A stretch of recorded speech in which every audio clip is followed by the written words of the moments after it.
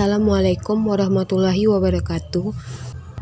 Kami dari kelas A kelompok 7 akan menjelaskan materi dari mata kuliah ekonomi mikro tentang equilibrium, market surplus, shortage, pergeseran kurva permintaan dan pergeseran kurva penawaran, ataupun pergeseran antara kedua kurva, yaitu kurva permintaan dan kurva penawaran, serta keseimbangan pasar dalam jangka panjang.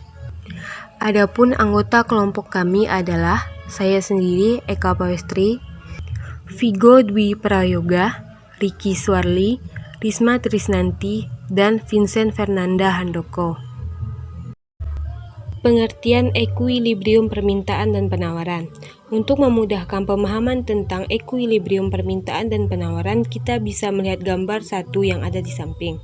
Keterangan, seperti yang telah kita pelajari sebelumnya, bahwa equilibrium adalah kondisi ketika terjadi titik temu antara permintaan D dengan penawaran S, dalam hal ini di titik E.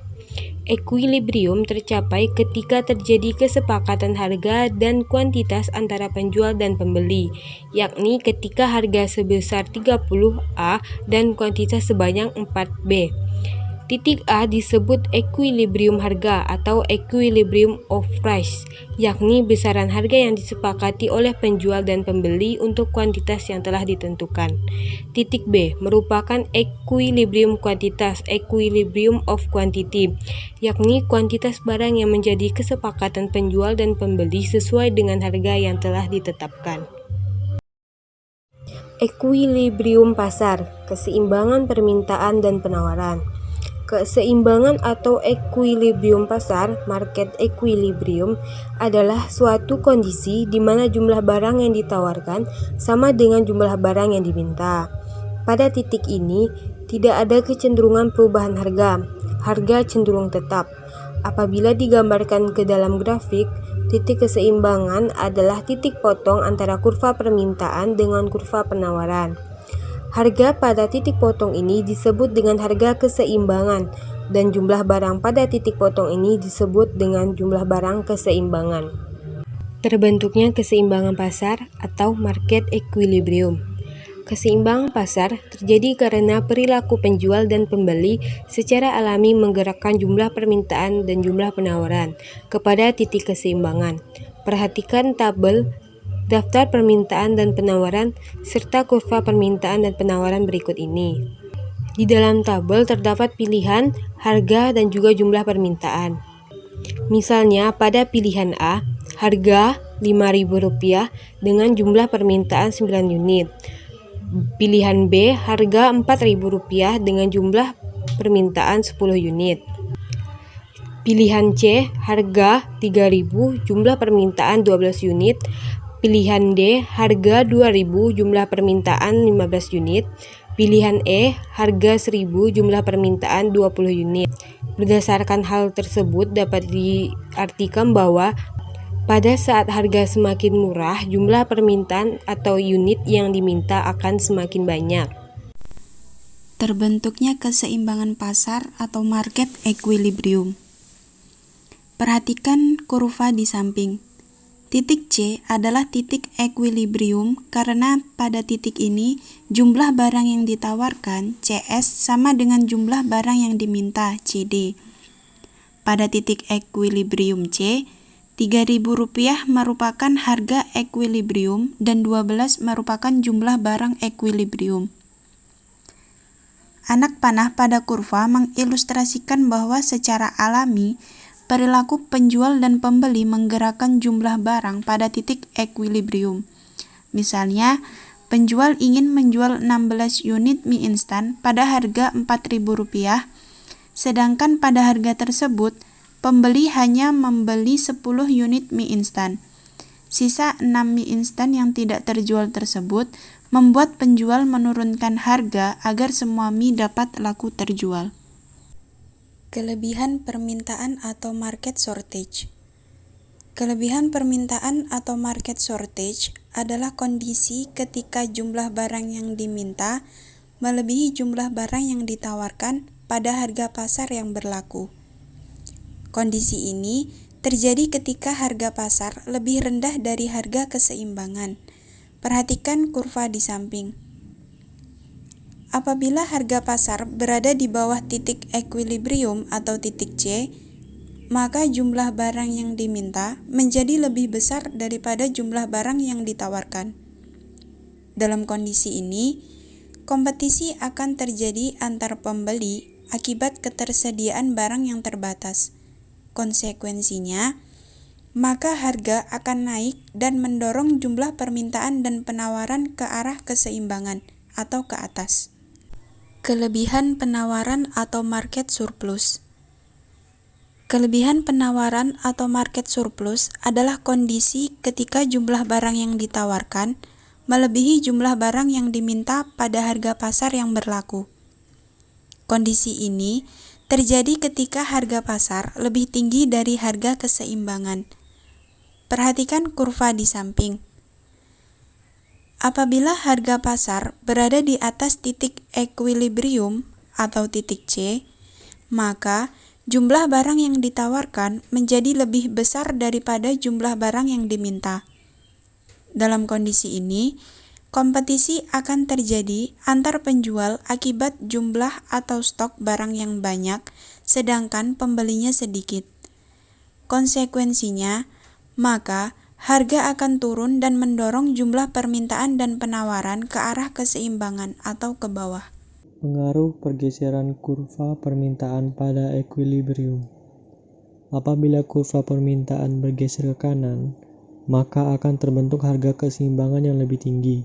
Sebaliknya, apabila kurva permintaan bergeser ke kiri, maka akan terbentuk harga keseimbangan yang lebih rendah. Apabila faktor lain dianggap tetap atau disebut ceteris paribus. Misalnya harga keseimbangan pasar mie instan adalah 3.000. Kemudian pabrik mie membuat varian rasa baru dan kebetulan masyarakat sangat menyukai varian baru tersebut. Hal ini membuat permintaan naik 50% sehingga terbentuklah kurva permintaan baru.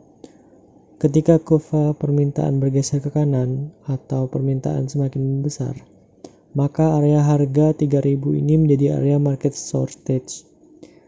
Konsekuensinya, maka harga akan naik dan mendorong jumlah permintaan dan penawaran ke arah keseimbangan atau ke atas. Pengaruh pergeseran kurva penawaran pada equilibrium. Apabila kurva penawaran bergeser ke kanan, maka akan terbentuk harga keseimbangan yang lebih rendah. Sebaliknya, apabila kurva penawaran bergeser ke kiri, maka akan terbentuk harga keseimbangan yang lebih tinggi. Apabila faktor lain dianggap tetap atau disebut ceteris paribus. Misalnya harga keseimbangan pasar mie instan adalah 3.000. Kemudian, pabrik mie instan membarui mesin produksi menjadi lebih canggih dan efisien. Hal ini membuat produksi mie instan naik sebesar 50% sehingga terbentuklah kurva penawaran baru.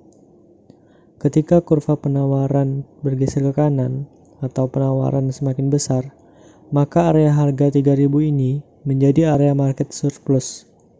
Konsekuensinya, maka harga akan turun dan mendorong jumlah permintaan dan penawaran ke arah keseimbangan atau ke bawah. Pergeseran pada kurva permintaan dan kurva penawaran. Selanjutnya, kita akan melihat situasi apabila pergeseran terjadi pada kurva permintaan maupun kurva penawaran.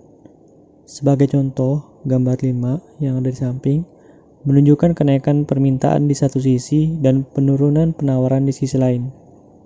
Keterangan yang pertama, pada posisi awal, equilibrium pasar tercapai di titik E 30,4. Yang kedua, misalnya terjadi kenaikan permintaan atas meja yang menggeser kurva permintaan ke kanan, D ke D aksen, tapi karena persediaan bahan baku pembuatan meja sangat terbatas, maka penawaran meja justru menurun, menggeser kurva penawaran ke kiri dari S ke S aksen.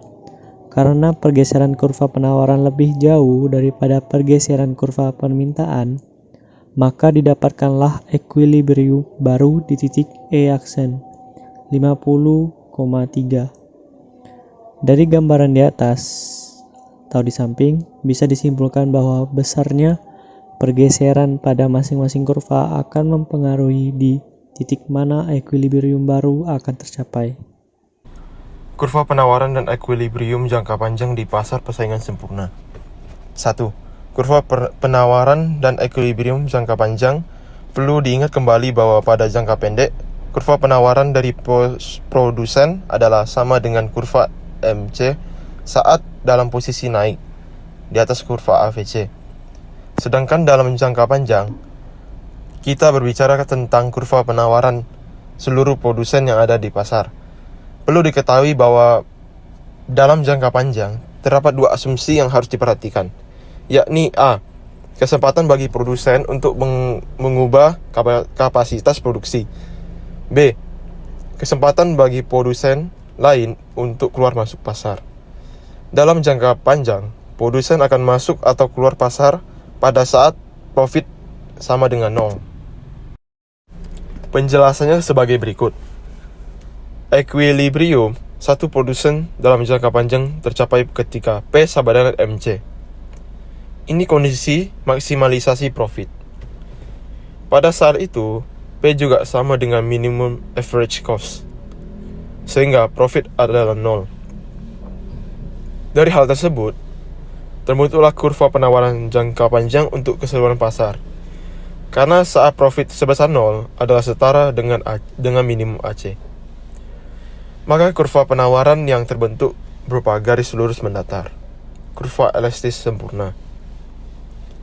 Setiap harga yang berada di atas level tersebut,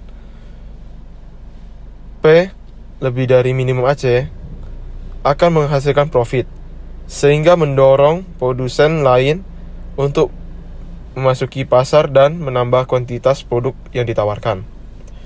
Sementara harga di bawah level P kurang dari minimum AC akan mendorong produsen keluar pasar atau mengurangi kuantitas penawaran produk. Kurva penawaran dan equilibrium jangka panjang di pasar persaingan. Penjelasan lebih detail bisa dilihat pada gambar 1. Keterangan. Dalam jangka panjang, produsen akan masuk dan keluar pasar ketika profit mencapai 0. Pada saat tersebut, P sama dengan minimum AC, kurva sebelah kiri. Kemudian, setiap produsen menyesuaikan diri untuk memastikan setiap permintaan sesuai dengan harga yang berlaku. Konsekuensinya, kurva penawaran jangka panjang di pasar persaingan sempurna berbentuk garis lurus mendatar atau elastis sempurna. Sebagai catatan, terdapat kasus tertentu ketika kurva penawaran tidak elastis sempurna. Hal ini bisa diakibatkan perbedaan pada biaya atau cost yang dikeluarkan masing-masing produsen, atau karena terbatasnya kuantitas faktor produksi yang digunakan. Contoh sederhana, misalnya pada pasar kaos cetak, meskipun setiap produsen mampu masuk keluar pasar dengan cepat, namun biaya yang dikeluarkan masing-masing produsen bisa jadi bervariasi. Mungkin saja disebabkan faktor kecepatan dalam mencetak kaos atau faktor lainnya. 2. Pengaruh perubahan permintaan pada equilibrium jangka panjang. Untuk mengetahui pengaruh perubahan permintaan pada keseimbangan pasar, kita akan melihatnya melalui gambar 2 dan gambar 3 berikut ini. Keterangan. Pada posisi awal ketika pasar hanya berisi 2 produsen, pasar berada dalam keseimbangan di titik A, seperti terlihat di kurva sebelah kiri.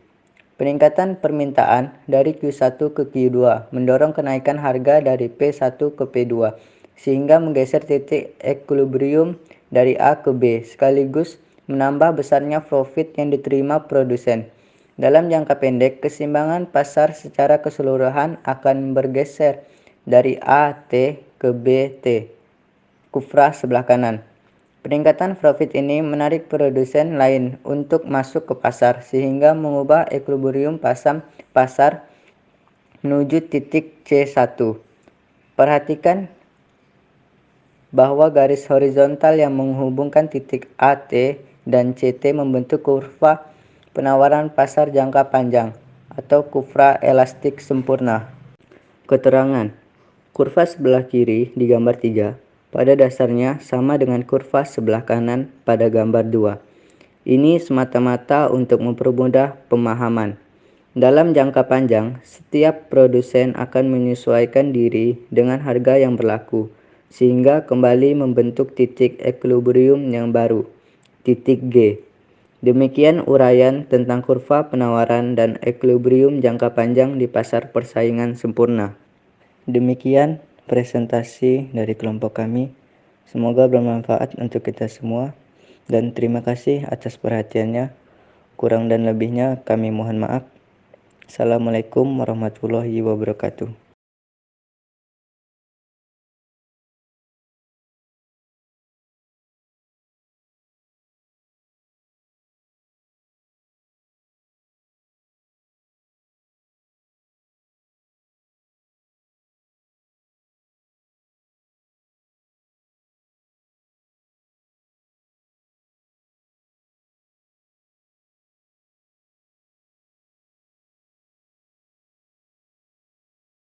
Keterangan. Kurva sebelah kiri di gambar 3 pada dasarnya sama dengan kurva sebelah kanan pada gambar 2. Ini semata-mata untuk mempermudah pemahaman. Dalam jangka panjang, setiap produsen akan menyesuaikan diri dengan harga yang berlaku, sehingga kembali membentuk titik equilibrium yang baru, titik G. Demikian uraian tentang kurva penawaran dan equilibrium jangka panjang di pasar persaingan sempurna. Demikian presentasi dari kelompok kami. Semoga bermanfaat untuk kita semua dan terima kasih atas perhatiannya. Kurang dan lebihnya kami mohon maaf. Assalamualaikum warahmatullahi wabarakatuh.